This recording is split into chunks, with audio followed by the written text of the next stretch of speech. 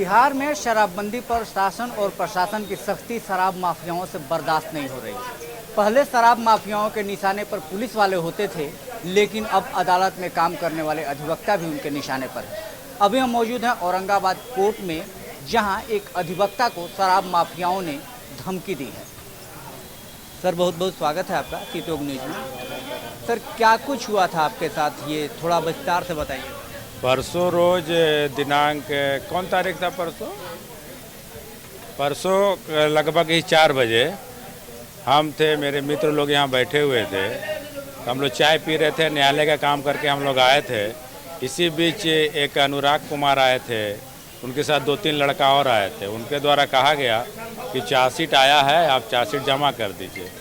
तो हमारे द्वारा कहा गया कि चार्जशीट आईओ को देना रहता है, हमारे पास चार्जशीट नहीं रहता है। हम लोग उसको देख पढ़ के रिकमेंड कर देते हैं कि सही है गलत है, तब वो जा करके न्यायालय में जमा हो जाता है।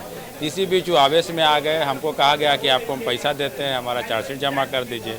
इसका हम उनका विरोध किए कि यहाँ ये सब नहीं होता है, आप जाइए वकील साहब अपना काम कीजिए। वकील के ड्रेस में थे, नए नए वकालत कर रहे हैं, और उनके साथ 3 और लड़का था, चले गए।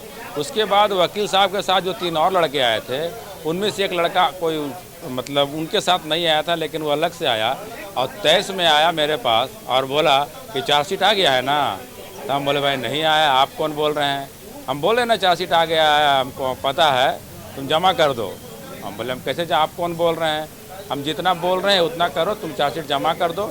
हम बोले आप कौन होते हैं पूछने वाला? इसमें वो 23 पर आ गए, हमरा चेक करने लगे, फाइल फेंकने लगे, तो बताओ यही है चार्जशीट। तब धक्का धुक्की होने लगा। तब तक इसी बीच वो हमारा कॉलर से पकड़े सोना का चैन था, वो मैंने धक्का धक्के में उनके हाथ में रह गया, वो लेके चले गए। और जाते जाते बोले कि अच्छा तुमको हम बता देते हैं, गोली मार देंगे तब तुमको पता चलेगा। तो इसकी जानकारी फिर हम अपने सीनियर पीपी साहब को दिए, कुमार जोगेंद्र बाबू को। उनके द्वारा कड़ा एक्शन लिया गया। उन थाना में फ़ोन किए, एसपी में फ़ोन किए, तब फिर यहाँ फोर्स आई थी, जिसके बाद हमको सुरक्षा दिया गया। फिर वो कल वो लड़का फिर वो दबाव बनाने के लिए किसी दूसरे व्यक्ति को मेरे पास भेजा कि चार्जशीट आप जमा कर दीजिए। और वो लड़का इशारा कर रहा था, जैसे लग रहा तू मेरा मर्डर करवा देगा। इसी बीच यहाँ गार्ड को कहा गया था, और वो फिर न्यायालय में ही कल वो गिरफ्तार हुआ। कल न्यायालय से गिरफ्तार होकर के वो थाने वाले उसको जेल ले गए। सर, एक चीज़ जो है, जैसे बिहार में जब से शराबबंदी हुई है, आपने सुना होगा कि पुलिस वालों पर हमला होते हैं माफियाओं के द्वारा, और अब ये अदालत तक पहुंच गए हैं। क्या कर रहे हैं सर? माने कि इनका इतना बड़ा सिंडिकेट है, इतना ही पैसा कमा ले रहे हैं कि लगता है कि पैसा के बल पर किसी को खरीद लेंगे, चाहे वो न्यायालय हो चाहे वो। लेकिन ऐसा तो होने वाला नहीं है। आखिर इन लोग को सज़ा हो रही है, एकदम दनादन सज़ा हो रही है, जिससे ये बौखला गए हैं। ये चाहते हैं कि हम जो चाहेंगे वही होगा। इनके चाहने पर ना पुलिस काम करेगी, ना न्यायालय काम करेगा, ना कोई स्पेशल पीपी काम करेंगे। इनको तो सज़ा होना ही है। अब सर, जब इस तरह की घटना आपके साथ हुई है, ऐसा मामला सामने आ रहा है, तो कहीं ना कहीं आप लोग के अंदर भी सुरक्षा की भावना, क्या कि हम लोग हमेशा माफियाओं के खिलाफ काम करते हैं। डर तो बना ही रहता है कि हम अभी घर सुरक्षित पहुँचेंगे कि नहीं पहुँचेंगे, इसकी गारंटी नहीं है। इसीलिए हमको ये एक्शन उठाना पड़ा, FIR कराना पड़ा। हो सकता है आवेश में आकर गोली मार देगा, कुछ भी कर सकता है कल के डेट में। आप अभी यूपी का हाल देख ही रहे थे कि एक वकील साहब को मारा गया माफियाओं के द्वारा। तो कभी भी कुछ हो सकता है।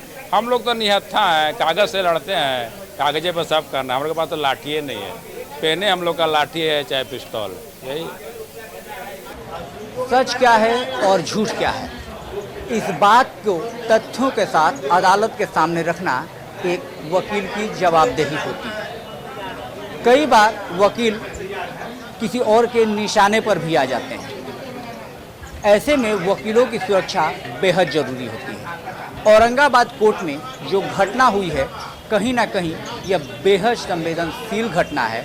अगर ऐसी घटनाओं पर समय रहते अंकुश नहीं लगाया गया, ऐसे शोधों पर समय रहते कार्रवाई नहीं की गई, तो निश्चित तौर पर अदालत की कार्रवाई तो बाधित होगी ही, साथ में वकीलों के जीवन पर भी खतरा मंडराएगा। अभय पांडे, सीतोग न्यूज।